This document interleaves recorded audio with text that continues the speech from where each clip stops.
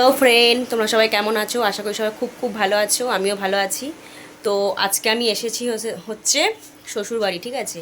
আর যেহেতু জানো আমার শ্বশুরবাড়িতে কেউ নেই, মানে শাশুড়িও সবে গত হয়েছেন, শাশুড়িও নেই। তো বাড়িতে এসেছি, বাড়ির হাল দেখো গাইজ। এই বিছানার চাদর মানে গুছোচ্ছি, সব কিছু নোংরা করে ভর্তি হয়েছিল। এই দেখো আমার ছেলেও একটু পরিষ্কার করছে, এখানে আমার বড়ও একটু পরিষ্কার করছে। আর কারণ এই বিছানায় শোয়া যাবে না। আর আমি এসে সব পরিষ্কার করলাম, এখানে সব হচ্ছে তোমার ঘর মুছলাম। দেখো আগেই এসে আমি এখানে ধুনো দিয়েছি, ঠিক আছে। এই ঘর পরিষ্কার করলাম, সব এই ঘরটা মুছলাম। আর আমাদের ঠাকুরের অবস্থা দেখো বন্ধুরা, কেউ নেই বাড়িতে, কেউ না থাকলে ঘর পুরো ফাঁকা। তো জানি না এই অবস্থা। এখানে আমার শাশুড়ি মায়ের ছবি। আর এই ঘরটায় কেউ থাকে না, ঠিক আছে। তো এই ঘরটা মুছলাম, বাইরেটা সব পরিষ্কার করলাম। দেখো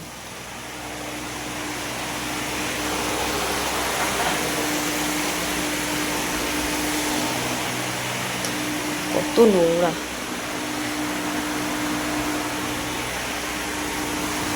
তোমাদের দাদাভাইও এখানে কাজ করতে আরম্ভ করে দিয়েছে, কারণ সবাই মিলে না করলে হবে না। আর যেহেতু এতদিন ছিলাম না, এই ঘরটার অবস্থা একদমই খারাপ, পরিস্থিতি একদমই খারাপ। আর সবচেয়ে বড় কথা, ভয় লাগছে। আমার বর এসেই নিজেই ভয় পাচ্ছে যে কি করে শোবো। গ্রামের দিকে জানো কিসের ভয়টা পাচ্ছে, বিশেষ করে অনেক মানে ফাঁকা ঘর তো, কেউ থাকা হয় না, পুরো তালা মারা ছিল। তো চলো, বালিশ টালিশ সব বিছানা আমাদের গুছানো হয়ে গেছে। আর আমরা অলরেডি বাইরে থেকে খেয়ে এসেছি। এখানে কিছুই নেই, না আলু, শুধু চাল ডালটা পড়ে আছে, আলু টালু তেল টেল কিছুই নেই যে এসে রান্না করে খাবো। এখন 10টা 48 বাজে। তো এইটুকু ঘরদোর পরিষ্কার করতে পেরেছি। ওই ঘরে বালিশ, তো সেইটুকুই আমি আবার চেঞ্জ করব। সব পরিষ্কার করা মোটামুটি হয়েছে, বাদবাকি যে চাদরগুলো সব তুলেছি কাল কাচবো। তো আজকের এইটুকুই। আর কালকে আবার সকালে তোমাদের সঙ্গে দেখা হবে, যেটুকু পারবো তোমাদের সঙ্গে শেয়ার করব। তোমরা সবাই ঘুমিয়ে পড়ো, ঠিক আছে। আমিও রাত ঘুমিয়ে পড়ছি, আর কাল সকালে দেখা হবে, ঠিক আছে।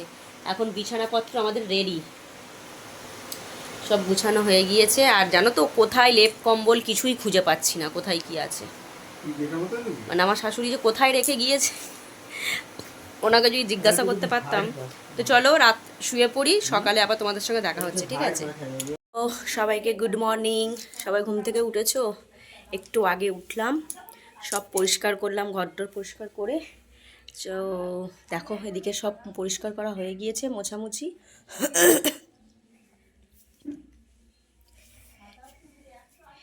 দিকের কাজ করা কমপ্লিট।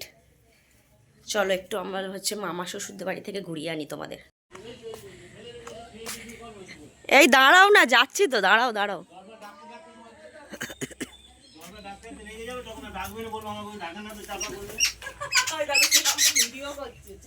এ দেখো, এটা হচ্ছে আমার মামা শ্বশুরদের বাড়ি।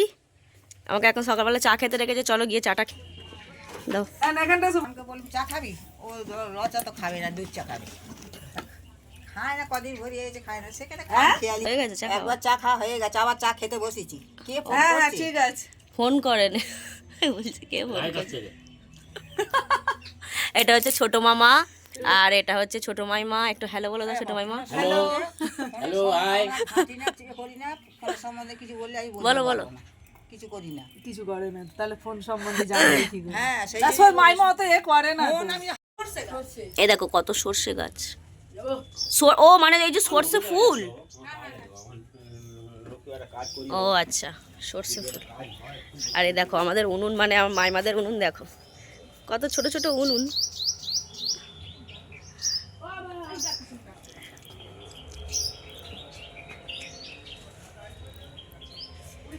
দেখেছো? চলো এবার ঘরে যাই, আমি স্নান করব, পূজা করব, অনেক কাজ।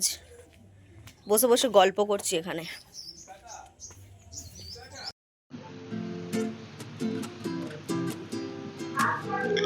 তো আমি স্নানটা করতে যাব, আর সেই সময় না আমাদের মানে আমার মামা শ্বশুরদের আর একটা খুড়তুতো মামা শ্বশুররা হচ্ছে ওখানে খাল থেকে, গ্রামের দিকে সবাই যেন তো পুঁটি মাছ ধরেছে, ঠিক আছে। আর পুঁটি মাছগুলো না একদম তাজা পুঁটি মাছ, দেখে খুবই লোভ লাগছিল। তো ওরা বললো তো অনেকটা পরিমাণ ধরা হয়েছে, তোরা একটু নে, আমাদের একটু দে। এই দেখো এটা ওরা বেছেছে, ওটা ওরা নেবে। আর এদিকে যেটা রেখেছে এটা আমার জন্য রেখেছিল। আর যেহেতু অনেক রকমের বাজার করা হয়ে গিয়েছে, তো পুঁটি মাছটা আমি ওই দিনটা আর বানাইনি, তো ভাবলাম আমি ফ্রিজে রেখে দিই, পরের দিনে যখন কলকাতায় ফিরবো আবার নিয়ে যাব। আর এরকম পুঁটি মাছ ভাজা বা পুঁটি মাছের ঝাল খুব সুন্দর খেতে লাগে। যারা পছন্দ করো অবশ্যই জানবে। কলকাতাতে কেন সব জায়গায় পাওয়া যায়, কিন্তু এরকম টাটকা পুঁটি মাছ কিন্তু তোমরা পাবে না একদম সমেত খাল থেকে বা পুকুর থেকে। এটা কিন্তু খাল থেকে ধরা হয়েছে, অনেকেই জানবে যারা গ্রামে থাকো। তো চলো, এখানে তো পুঁটি মাছ আমার দিয়ে দিয়েছে। আর এই পুঁটি মাছগুলো এখন বাছতে হবে, যেটা খুবই কষ্টকর ব্যাপার। খাওয়াটা তো খুব সিম্পল, কিন্তু পুঁটি মাছ বাছাটাই খুব অসুবিধা। তো আমি এটা ফ্রিজে এখন রেখে দিই। স্নান টান করে আমি পুজোয় করা কমপ্লিট আমার, দেখেছো, মানে পুরো 1 মাস পর পুজো করছি। আর আমার শাশুড়ির কাণ্ডটা তোমরা দেখো, এখানে একটা শিব ঠাকুর আর ওখানে একটা শিব ঠাকুর। আমি শুনেছি যে বাড়িতে নাকি 2 রকম ঠাকুর এক রাখতে নেই। আর বন্ধুরা এটা হচ্ছে তোমরা দেখো সন্তোষী মা, তোমরা দেখো আমি ওই ঠাকুরের মানে দিইনি, আমার না খুব ভয় লাগে মানে ঠাকুরকে পুজো করতে বা কিছু। তো এমনিতে সন্তোষী মায়ের অনেক কিছু নিয়ম থাকে, তো আমি ওই ঘট পর্যন্ত পৌঁছাতে পারিনি, ওই ঘট পর্যন্ত আমি দিইনি, আমার খুবই ভয় লাগে। যাই হোক মা, তুমি সবার ভালো রেখো। আমি এই পর্যন্তই জল দিয়েছি, মানে ফুলটা দিয়েছি, ওখানে দিইনি।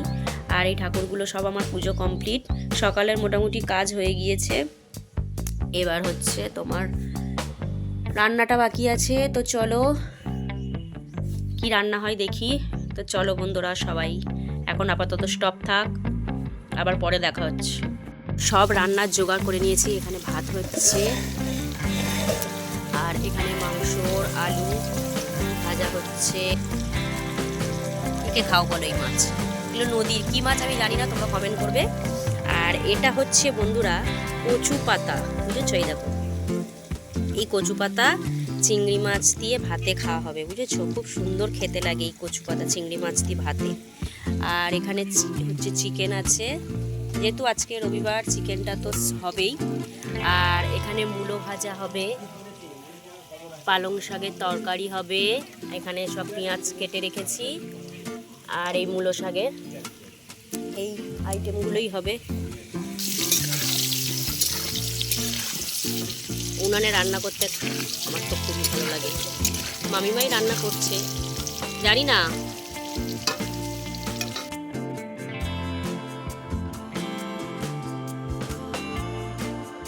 কি বলো তো বন্ধুরা, রান্নাটা কিন্তু আমি করিনি, এক জায়গাতেই রান্না হচ্ছিল। এটা হচ্ছে আমার ছোট মামা শাশুড়ি। আর যেহেতু পাশাপাশি আমরা থাকি, তো বললো সবাই এক জায়গায় রান্নাটা করা হোক, তো একসঙ্গে সত্যি খাওয়ার মজাটাই আলাদা। আর এটা কি কচু পাতা একটু বলো, কি শুনলাম দুধে মান কচু না এরকম কিছু একটা, জানি না। এটা চিংড়ি মাছ দিয়ে পেঁয়াজ দিয়ে এটা ভাতে খাওয়া হয়, এত সুন্দর খেতে লাগে গরম ভাতের সঙ্গে, কি বলবো।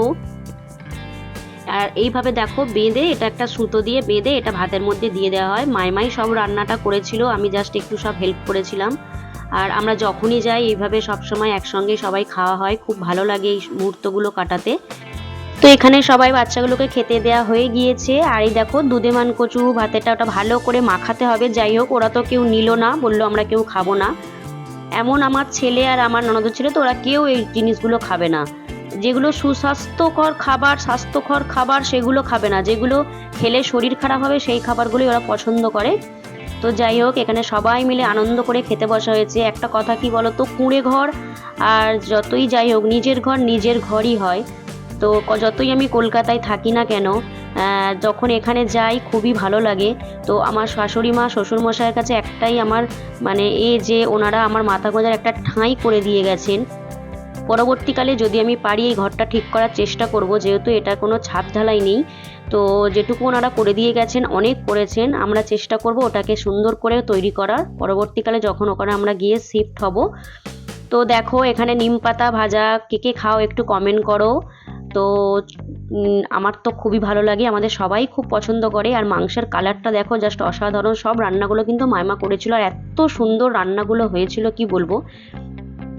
তো ওদের খাওয়া হয়ে যাওয়ার পরে, তো ওদের খেতে দেওয়া হয়ে যেতে, তো এখানে দেখো এটা মাখাচ্ছিলাম। তো এখানে একটু সর্ষের তেল আর একটু নুন দিয়ে গরম ভাতের সঙ্গে পুরো অসাধারণ, মানে তোমার এই দিয়েই শুধু ভাত খাওয়া হয়ে যাবে। তবে এটা কি বলো তো, কলকাতার দিকে পাওয়া যায় না, গ্রামের দিকে এই জিনিসটা পাওয়া যায়। তারপর এখানে দেখো কলা পাতায় কে কে খেতে পছন্দ করো বলো। এখানে নিম আর শিম, নিম পাতা ভাজা আর শিম ভাজা, ওখানে মূলো শাক ভাজা, পালং শাকের তরকারি, এখানে গাংবৌটি মাছের ঝাল, নদীর ওটা যদিও, এখানে চিকেন, লেবু, শশা। তো পুরো দুপুরের খাওয়াটা জমে গিয়েছিল বন্ধুরা। একটা সুন্দর মুহূর্ত তোমাদের সঙ্গে শেয়ার করলাম। ভালো লাগলে অবশ্যই তোমরা লাইক করো, কমেন্ট করো, আমার পাশে থেকো। নতুন বন্ধু হয়ে থাকলে আমার চ্যানেলটিকে সাবস্ক্রাইব করে দিও। তো চলো আজকের মতো এইটুকু, টাটা, সবাই ভালো থেকো বন্ধুরা।